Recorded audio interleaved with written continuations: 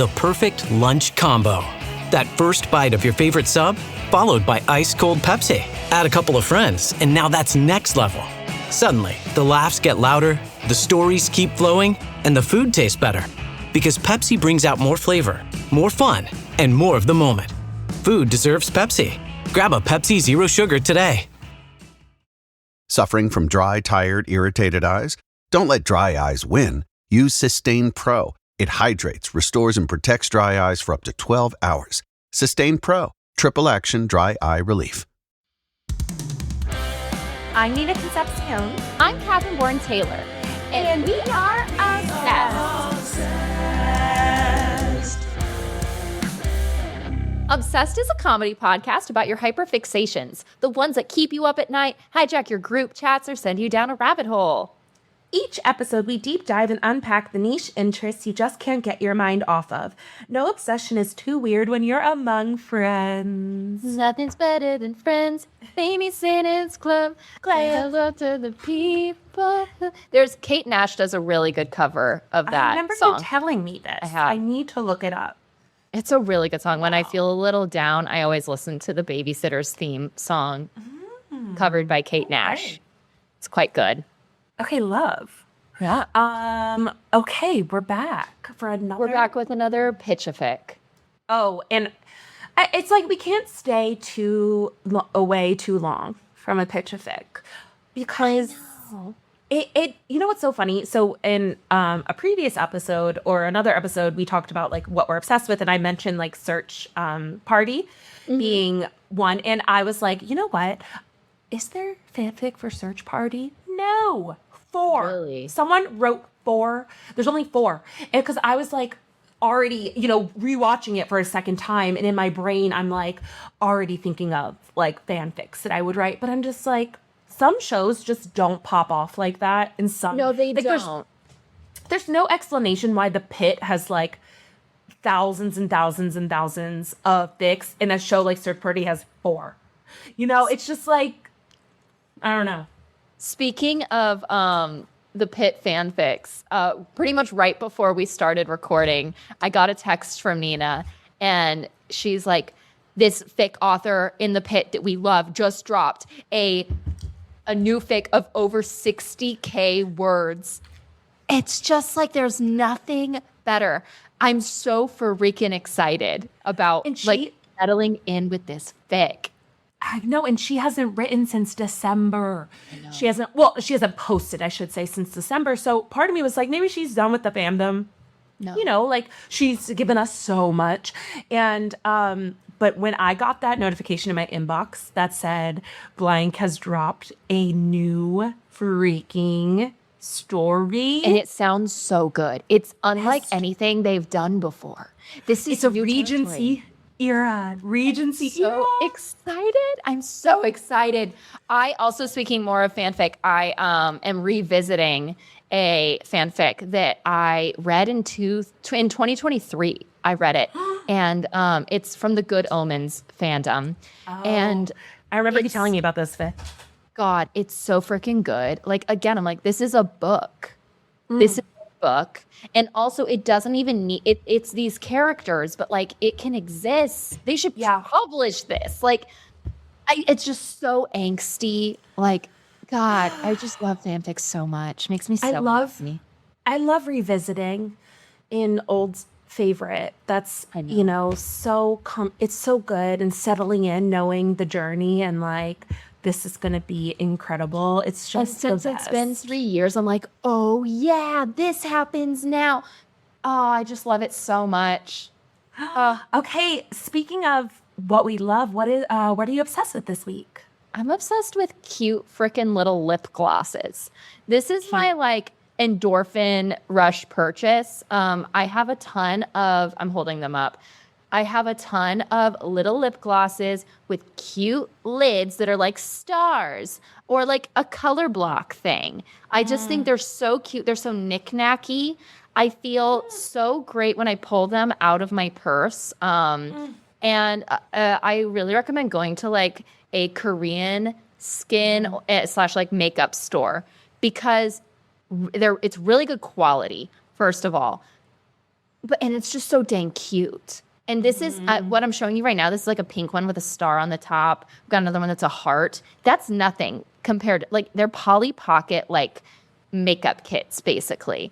There's one that's like, it's a pot, and there's like a little honeycomb wand. And it's so freaking fun. I'm really all about a cute little lip gloss right now. That's my obsession. It's a little dopamine hit every time you bring it out. It feels so fun. Best. I love it so much. I'm going to put it on right now. Like, Yes. so freaking cute. I love it. It's so cute. I should up my lip gloss game because I'm a diehard lipstick girl. And I don't own any lip gloss. Like, I never have lip gloss because I'm a diehard. I have the same lipstick I've worn for a while. Like, it's my go-to right now. And I just use that in Aquaphor, like, a little bit on top. Sure, for a shine.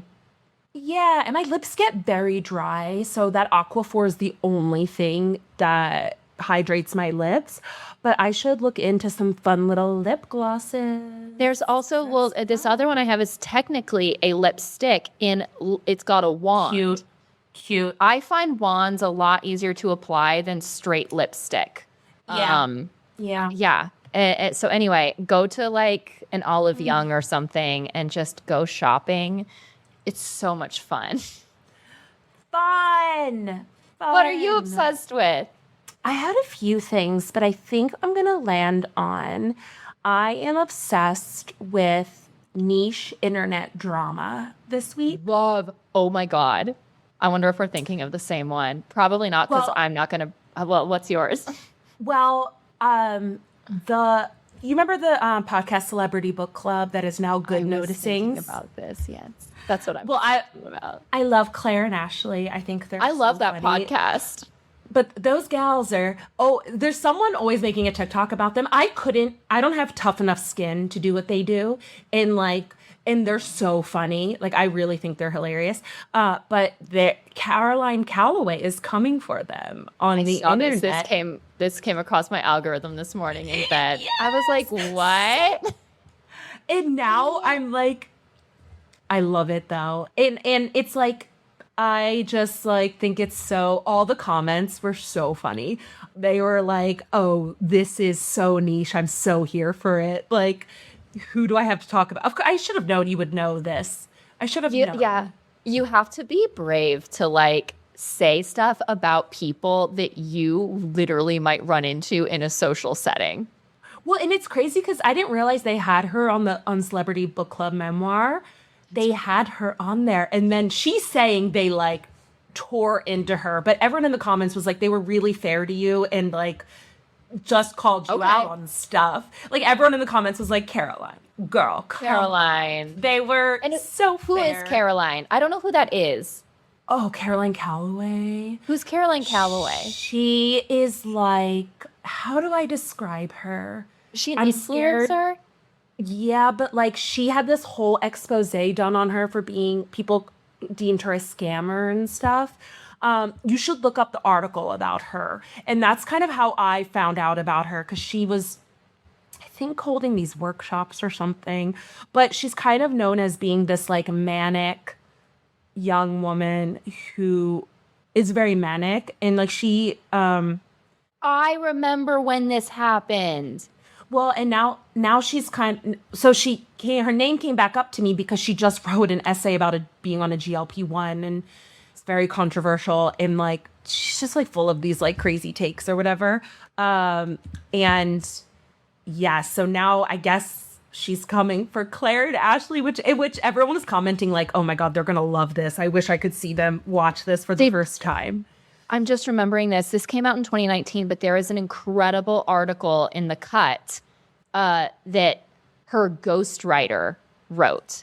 The woman who was responsible for a lot of like the Instagram captions, the type of Instagram thing that kind of like set the tone for what the internet is now. I'll send it to you. This is the article that I'm talking about. Writer. I think that's what I think we're talking about the same thing. Yeah, that's the article that was like exposed her for being like whatever. And so that's how I like found out about her. Cause I was like, who is this girl? I don't know. She's just like this beautiful, thin white woman who like runs around New York City and, you know, It whatever. is a very New York City, like I'm out and about thing, being like, I ran into my haters, the girls party. at a party. Like, that's so fun. I know. I was just like delighted when I was. I want to watching this believe that internet. the three of them, because it's getting them so much like buzz, all three of them. It's like doing great for their brand, their IP. I just want to believe that all three of them are like meeting up at one of their apartments and like cheersing wine and being like, we're all doing great. It's working. It's like it's just enjoyable to watch drama unfold that is really low stakes. It's like low stakes. Freaking love watching drama unfold. It's so fun, especially when like no one's really getting hurt. Like, Because I don't think it's high stakes. Yeah, it's just like these three gals, and it's just interesting and funny. So fun. it came across my desk, and I was like, yes, this is hilarious. Hi, everyone. So, Obsessed is also a live show, and we would love to see you there. We have a show coming up in September on Monday, September 21st at Nico's in Atwater Village. Come on out. You can also see Nina on August 31st at UCB in ASCAT. It's the coolest time. Go out, see her. You can also see me on Sunday, September 20th at the Elysian Theater in my solo show, Bellingham Bay. Come on out, stay obsessed, live that life.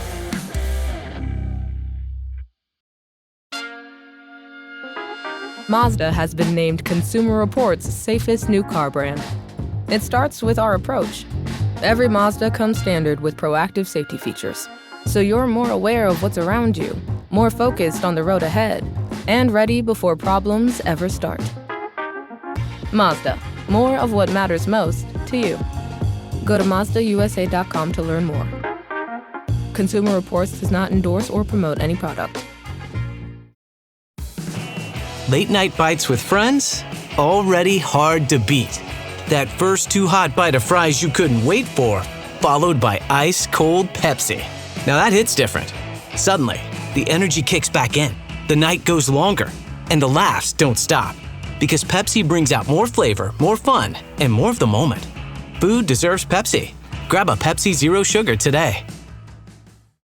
Speaking of low stakes drama, we're back for another pitch-a-fic where we pitch and kind of like on the fly in real time write a fanfic for just some of our favorite fandoms. And this never stops being fun. Can I start? Oh, please, please, please, yes. Okay. This is just a setup, but I really think I'm onto something here. So I'll need you to like workshop it with me. Great. And so what we're pitching today is we're revisiting Widow's Bay, of course. Widow's Bay. Because we already pitched a fic with Patricia and Wick. Wick Who Trisha. I maintain I don't hate Wick Trisha. If they want to get together, I can overlook the age gap. And you're not alone, because we've since found out on TikTok other people feel this way. There are dozens of us. Dozens. Okay. And so, okay, set us up. This is not Wick Trisha. This is not Wick Trisha. Okay, go ahead. And by the way, if you like Widow's Bay, we have a whole episode where we recap season 1 of Widow's Bay. We love this show. Okay, we all know that Mayor Tom, played by Matthew Rhys, he's a widow, you know? Like, and by the way, we love a widow in fiction. It's the Jack best. Abbott is a widow. Some of our favorite men are widowed. We should do to all the widowed Netflix slump before. We're sick. We can't be stopped. We can't be stopped. But love Mayor Tom. He's the lead of Widow's Bay, obviously. And Nina, I think I cracked the code on what could actually happen on Widow's Bay and who I think his end game love might be, because we've already seen her. Oh, interesting. We all know that in Widow's Bay, time is complicated, right? And we already had someone come back from the dead. We've already had someone like who never really died. I think, and I want to write a fan fiction where Mayor Tom realizes that Sarah Westcott Warren, played by Betty Gilpin, is actually like still alive and still on the island. But she's not gross. She's just like, maybe she's like been stranded on like another island or something. Cause you know, she like took the kids and got in the rowboat. And I was like, wait, could they be related? No, because those are not her kids. As she famously is like, I have but known them a week. Why did I think you were going to pitch Ruth, the old lady, as... I can see that. Like coming back as her younger version. It's like his wife's mom, but she's young. But she's young. No. I want Betty Gilpin because low key, I think that like she needs more episodes. She's so good. I think her and Matthew Rhys would act the hell out of anything they do together. And I think if you look at their characters and who they are, they would complement each other really, really good. Sarah Warren she's got a backbone. She is a strong woman. Her destiny is intertwined with Widow's Bay. In fact, it's intertwined with, I think there's like a curse. I think there's a prophecy or something where like Sarah Warren, because she never like culminated the relationship with the like leader of Widow's Bay, she has to do this. Like they have to be together. It's like a fated mates kind of thing. Whoa. I think well, it's possible in the world because there's that whole theory that the son's friend is because he's in the flashback episode with Betty Gilpin. That's what I'm saying. I feel like there is a potential for bringing back Betty Gilpin's character as like a lead. And if she was there, her and Mayor Tom, I think would have excellent chemistry and actually be really well matched for each other. He is an anxious little guy and he needs someone strong who can kind of tell him what to do. Oh, he needs like an alpha woman bossing him around a little bit. I think we all know she's comfortable taking on someone else's kids, like as her own. Okay, so how does this set up? How do we see this happening? I think the setup is we have to, and maybe it starts with Sarah Warren opening her eyes. It's like the beginning of Lost. It's like the pilot episode of Lost. Hell yeah. She opens her eyes. She looks around, sits up. She sees like a car going by in the back.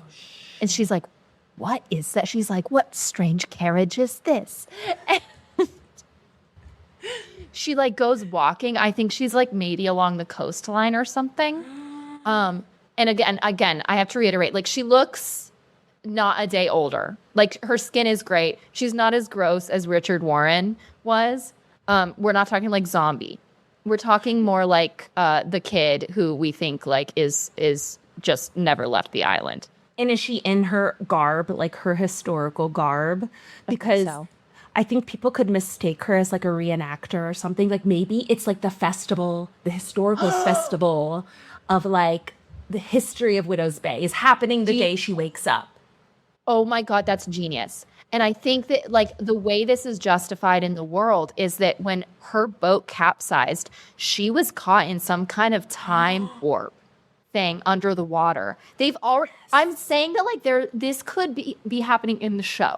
Like, yes, they've already established that there is weird stuff going on under the water of Widow's Bay. And maybe Widow's Bay is some kind, like the water around it is some kind of like time warp sort of thing. So she's walking around and we're getting flashbacks. The last thing she remembers is this boat capsizing. And she's like, the children, where are the children? And she's and people like start like taking pictures of her. They're like, it's a reenactor. Yes. Maybe she runs up to someone asking for help. She thinks the clothing they're wearing is very strange, but she's like, the children, la la la, and they're like, oh girl, you need to go that way. Like that's where the reenactors are. So she's like wandering around. It's that typical thing where like the person is kind of realizing that like they are in a different time. They're getting overstimulated, right? Yeah. Like cars are going past. It's a lot. And she's like, what is going on? But there are also people dressed like her because this is the historic festival day. And one of those people I think should be Patricia. Like, I think they should have a really strong friendship. And, They would be best friends. I think so. They have to bring back Betty Gilpin. I really am pitching this now to the team. Like, To the writing team. yeah, listen to me. The water is a time capsule. You can just get Betty Gilpin back. So, okay, how does she meet Mayor Tom? Well, I think so. She first meets Patricia, and Patricia maybe is like, come with me. Like, you're a mess or something. Or maybe Patricia starts out will like, realize who she is. I think. So I think at first Patricia is like flustered because maybe she's putting on the event in Betty Gilpin, and she's like, you're going to just come with me. Like, you're going to ruin everything. And she brings her to like the town hall. And then maybe she like, there's like a painting of Betty Gilpin, you know, Sarah. And so Patricia figures it out, right? She's like, Patricia's going to figure it out. And she also already knows that like Richard Warren was still alive. So this wouldn't take any like, we wouldn't have to like explain this to Patricia or justify it. She knows it's possible. so maybe Patricia's trying to hide her or something, and Tom like walks in or something. Or, Oh my God. like, Well, what if Sarah Warren is like, I must speak to the leader of Bellingham, not Bellingham Bay. Oh my God, embarrassing. I Widow's must Bay. speak to the leader of Widow's Bay. Like, bring me to the town leader. Like, he will know what to do. Oh, because maybe she's like, because she doesn't realize what happened with Richard. So she thinks a demonic possessed man is still out there. So she's like, I have to warn the town. And then maybe she's like, I have to talk to the mayor. Because then they're like, girl, we handled that. Like, or something. Yeah. Or like, we're dealing with that. I don't know. We're like, don't worry, he's dead. And she's like, wow, hundreds of years ago. And they're like, no, last week we finally got rid of him. Exactly. So I think she's like, I request a meeting with the mayor. Yes. Like an but audience. with the Mayor mayor. Tom, I request an audience. And Mayor Tom is busy with this festival. He's probably dressed up too in like Widow's Bay garb. There's tourists. He's like, we got this in. This is like our whole economy. Like the tourists are in town. Yes. You know, we know this story. Does he meet her at the city hall? Or do they meet at the festival when he's like giving a speech or something? Oh, like I'm picturing maybe him. she interrupts the speech. Maybe she's like running down there, you know, and she's like, I must speak to the mayor. And he's I like, think that's it. And he's giving a speech, and we see from his perspective, he's panning the crowd. And then in the middle, it's just her face like looking up at him. And of course he recognizes her because her face is famous in Widow's Bay. And there's just a moment where they lock eyes. yes. There's a moment of immediate like recognition, but I think they gotta have a like slight enemies to lovers. Like they don't get along. It's a bit cat and mouse. They don't get along at first. I think that's great because I think also it would be really funny for Betty Gilpin to like really critique the way he runs the town and just be like, you have no idea what you're doing. Or like, are you sure you're meant to do this? Like, you know, she's kind of like busting him a little bit, busting his chops a little bit. That's a good idea. Yeah, and so I Patricia's like, Sarah Warren's back. She's back. that's funny. Yeah. The last thing she remembers is like that boat. And so yeah, Sarah Warren, like I say Sarah Warren, I mean Betty Gilpin. They're the same character. You know what I'm talking about. Same. She like interrupts the oh my God, she interrupts the speech and she's like, there are 7 children missing. Has anyone seen them? And everyone's like, oh my gosh, she's like doing a bit. Yes. This is the history. Yes, that's so good. That's so good. So everyone's like into it. Yeah, and so Matthew Reese, Mayor Tom, is kind of he's going along with it. He's like, ha ha, yes, what a funny thing this is. Sarah Warren, everybody. And everyone claps and stuff like that. I just thought of a really fun scene that has to happen. What is it? Well, she has to like take a great shower for the first time, and it's like really awkward. Like, okay, Genius. So it's like been decided that she has to stay with Tom. Cohabitation. She has to stay. It's like the She's Ministry like, of I Time. must stay with the mayor. This is like, maybe there's even a prophecy or something. Like, Something.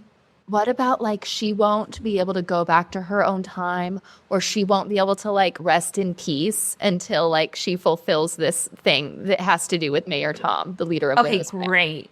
And I just need them to cohabitate because it's such a fun trope. Like So him good. being like, this is a electric stove. This is a shower. And she's like, where's my water basin? I must bathe, or it's my my God. weekly bathing thing. And he's This like, is just yeah. like the book we love. Yes, yes. What's Ministry it of called Time. again? Ministry of Ministry of Time. Time. Highly recommend that book, by the way. That Yes. Ministry of Time is an excellent book. If you like time travel, if you like cohabitation and people falling in love Yes. through it, so good. Okay, go on. She's having a great So shower. And I think like she like comes out in her towel. You know, it's that moment where he's like, like, Oh, and sorry. she's like, oh dear, and it just like has to happen in that. I love that. So they're having And- issues because they're living together now. Everyone is like, Mayor Tom, who are you living with? Like A woman, a woman. and maybe he's like lying and saying it's like a cousin, like it's like a family, it's like an in-law, it's my wife's like cousin that's here visiting or something. like that. So yeah, there's got to be a like a mystery they have to solve, a thing they have to Yes. drive towards. There's a mission, there's a goal, right? And this can take up the whole season. She's now part of the like sleuth squad of Wick, Patricia, Tom. Like she's part of the group. Hello, this is Mary at the Department of Rejected Dreams. If you had a dream rejected, IKEA can make it possible. Hey, I dreamed I'd be ready for college way ahead of time. And now you're way behind? Yes, and I have no idea how I'll get it all done on time and in my budget. Well, luckily, IKEA has everything you need to make it your space on your budget. And with everything ready to take away from our stores with Click and Collect, it's easier than ever. That's convenient. Exactly. Get IKEA whenever, wherever, however at IKEA.us. IKEA, dream the possibilities. Well, so if we're picking up where the first season left off, and it's Tom's son who is the last living descendant, maybe she has to help him save his son. And in doing so, she kind of redeems her own story of like saving the children that she wasn't able to save. You're such a good writer. That's so true because I mean there's a moment where she finds out what happened and it's you know, it's cold comfort, but like the one girl that survived who has lost a finger that Betty Gilpin gave her the pendant. Oh my God, what if she finds the pendant? At Ruth, because Ruth has the pendant. Has a pendant. I feel like this could happen in the show. Like I know. Sarah Warren like sees the pendant and she's like, so she survived. And it's like really sad actually that Ruth is like gone because she would have loved to have talked to like a descendant, but I think that's Ruth is still Tom's there. son. Ruth didn't Did die. Ruth not die? She survived that shot. Girl. Hell yeah. So as far as we know, she's not quite dead. So I think People they have don't to have- die. Anyone can come back. I know. And so I think there's a really great opportunity for Ruth and Sarah to have a really beautiful heart-to-heart moment, maybe. And I think Betty Gilpin's, helps try to save Tom's son. Now, here's the question. Does she stay in this time? Because I feel like there's two ways we can do this. Like she changes Tom for the better and like her soul is finally free. or she gets a second They chance. really love each other. They've grown to love each other. They've fallen in love. And that's when, like, and we don't think, this is what I think it has to be. Okay. So there's some kind of like big monster they have to fight, right? Because I also really want to see, I think Sarah Warren would throw down. She like breaks a stick over her knee and like fights the boogeyman or something like that. Yes. You know, her and Patricia are best friends. There's like a future here for her. Yes. And as soon as the curse is lifted, she just starts like fading away. And I think Matthew Rhys would play this so good. Like, you remember how well he played that moment when he finds out that his son is a descendant and like... He's an unbelievable actor. It's insane. He's an unbelievable actor. We talked about how hard it is to play genuine surprise and like learning information and taking it in real time. And he's so good at that. And I think this would be like such a great moment for both of them both realizing like he's losing her. Like she is fading away. And he's like, no, please. No.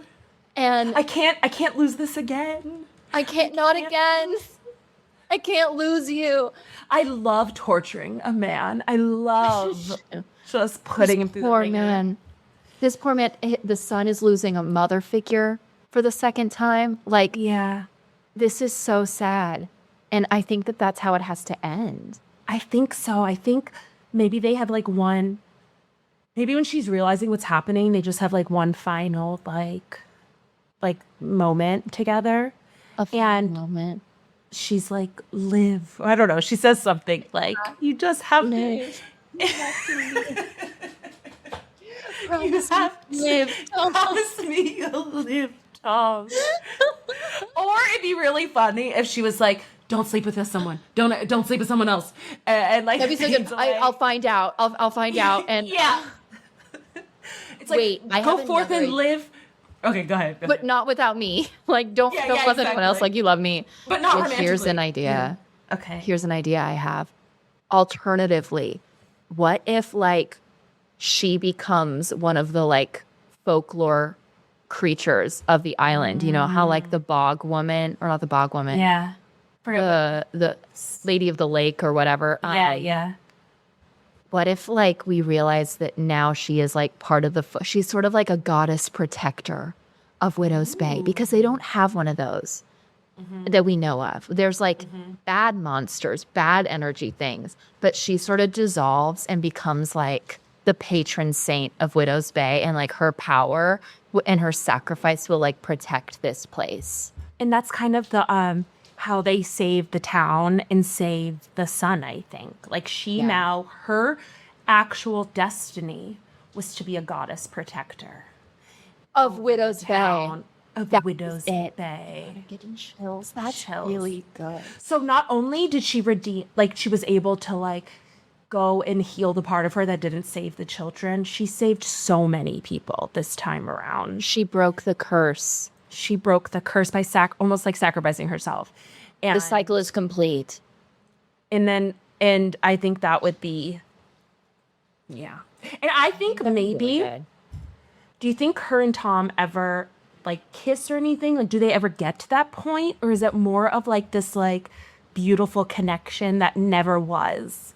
You know, I think enough of a thing was made about the fact that Sarah Warren and Richard Warren never consummated their relationship, that I do want them to have sex. Okay, love. I think they're falling in love. And she's like, oh my God, this is amazing. Like, you're clean. You don't smell. Yeah. Like, I think she becomes like a 21st century woman. Like, she is loving it. She looks great. She's clean all the time. She's very, like, pro relationship, pro sex. Her and Patricia, like, have a night out on the town. Like, she's really thriving in Widow's Bay 2026. That makes it even sadder that she becomes the goddess protector. But wow. Yeah, I think that's a great pitch for season 2. Honestly, I would be pitching that if I was in the room. of bringing her back. I also just really in general want them to bring her back because, like you said, she is just one of the finest actors of our generation, like her generation. She's incredible. Completely. I'm convinced she's gonna come back somehow. And I hope it's as Mayor Tom's love interest. That would be so fun. I mean, I think that they would be such a good duo. Like, their scenes would be so good. They would be so good. That would be a blast. I think here's what I want. I want Mayor Tom to develop this like embarrassing crush on her. Like the bickering stage is great. It's giving like Anastasia and Dimitri. It's always like, why are you running the town this way? It wasn't like this in my time. And he's like, you were barely here. And actually, like, they're always bickering, but he really cares what she thinks. Yes. Her high opinion matters a lot to him. And so he finds himself doing things just so that it can like get her approval. And he sort of develops this embarrassing crush on her that everyone else kind of notices. I think Patricia's like, oh, so I think it's great that you love a woman or that you're into a woman of an appropriate age. Like, yes.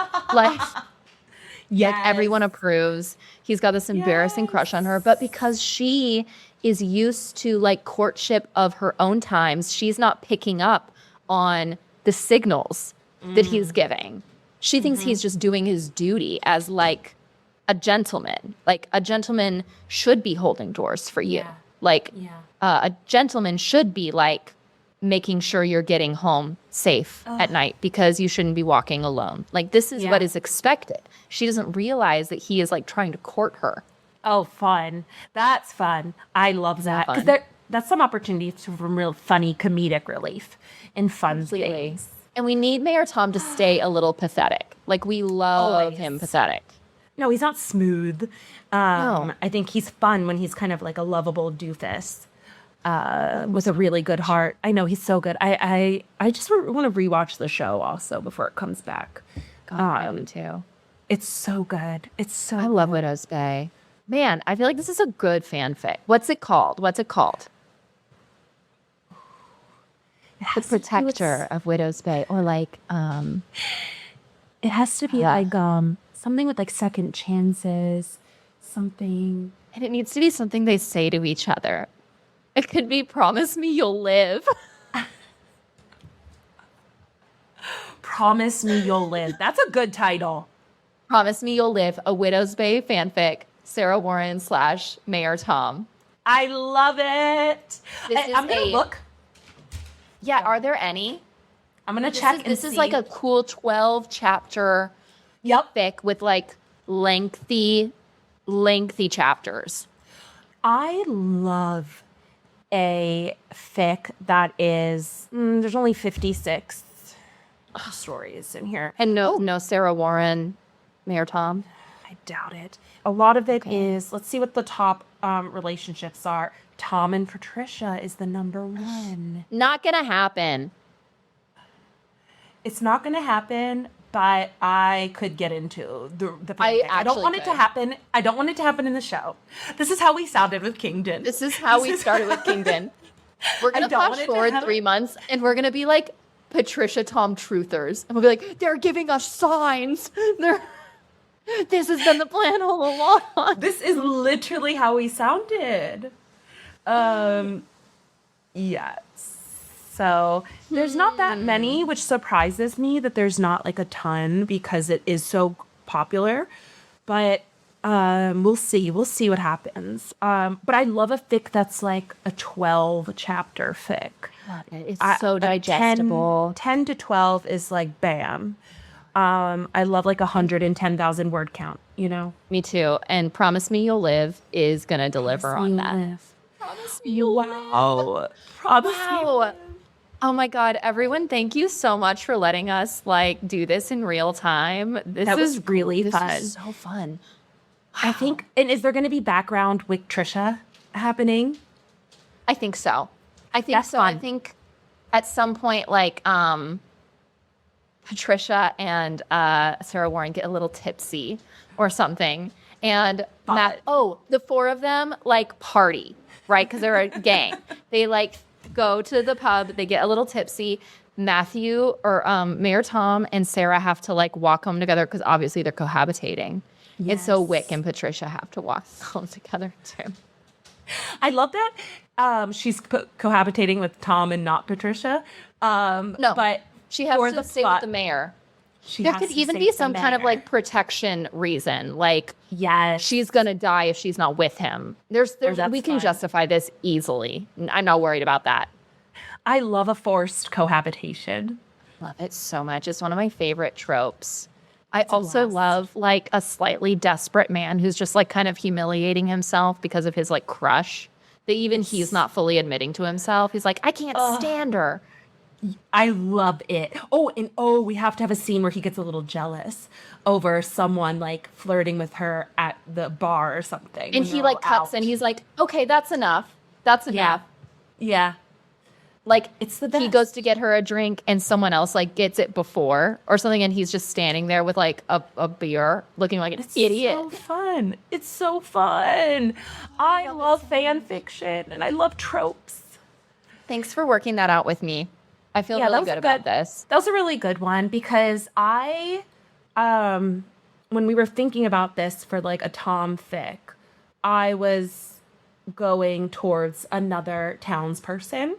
Like, that we don't know yet. And I always go to like a bakery owner in my head I love a bakery owner who's like trying to keep her dream of a bakery alive. Yeah, everyone, if you enjoyed this episode, definitely go to our Knives Out pitch a fic. Yes. It's still to this day my favorite one. It's so good. It's a priest love story where he falls in love with an amazing baker in the town. And it's really fun. And I love it. We love a small town. We love a tortured man. It's giving everything we want. It's everything we want. Oh my God. Yay. Thanks, everyone. Nina, where can people find you? You can find me on all the things at Nina Concepcion. Where can people find you, Catherine? Same at Catherine Bourne Taylor. Follow the show at obsessed_the show. And we have a live show on the third Monday of every month. It's a different format than the podcast. We bring on all these comedians. Everyone presents on the things they're obsessed with. If you're in LA, check it out. If you're not in LA, invite us to your town and we'll come and do the show. Gladly, please. You can also check us out at backdrop.fm where you can get access to ad-free episodes plus incredible bonus apps. It's just really fun over there. You get a lot of fun goodies at Backdrop. So become a member. And hey, everyone. Stay obsessed. We are obsessed.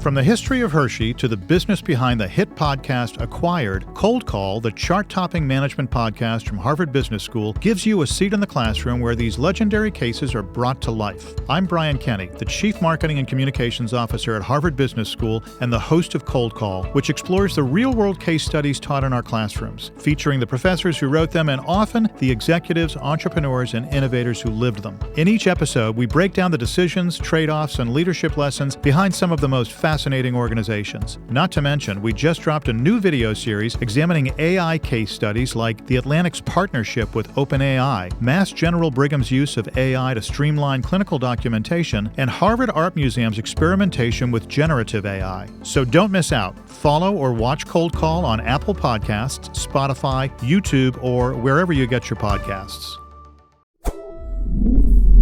Want more? Check out backdrop.fm for extended, ad-free episodes, extras, and more. Thanks for listening.